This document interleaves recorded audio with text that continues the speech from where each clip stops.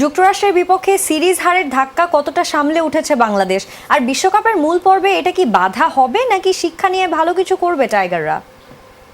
Exactly যে শব্দটা বললেন, শিক্ষণীয় প্রস্তুতি ম্যাচ মানেই শেখার জায়গা। আপনি কিভাবে শিখছেন, একটা ভুল থেকে আরেকটা ভুলে কিভাবে শিখছেন। প্রথম ভুল করা কিন্তু অপরাধ নয়, কিন্তু দ্বিতীয় ভুল আরেকবার করা কিন্তু অপরাধ।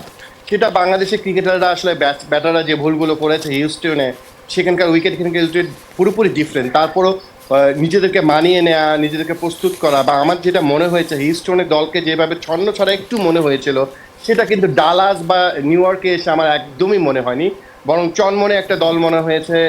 সবাই একত্রিতভাবে কাজ করার চেষ্টা করছেন, সেটা খুবই ইতিবাচক দিক। এবং প্রস্তুতি ম্যাচগুলো, ইভেন 1 তারিখের ম্যাচটাও কিন্তু বাংলাদেশের প্রস্তুতি ম্যাচ, সেটাকে ওইভাবেই নিতে হবে, শেখার চেষ্টা করতে হবে, লড়াই করার চেষ্টা করতে হবে।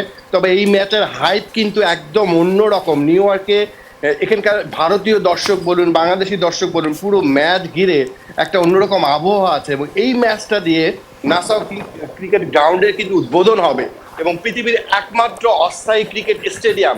ইউ ক্যান ইমাজিন যে 5 মাসে একটা খোলা মাঠকে যেভাবে স্টেডিয়ামে পরিণত করা হয়েছে।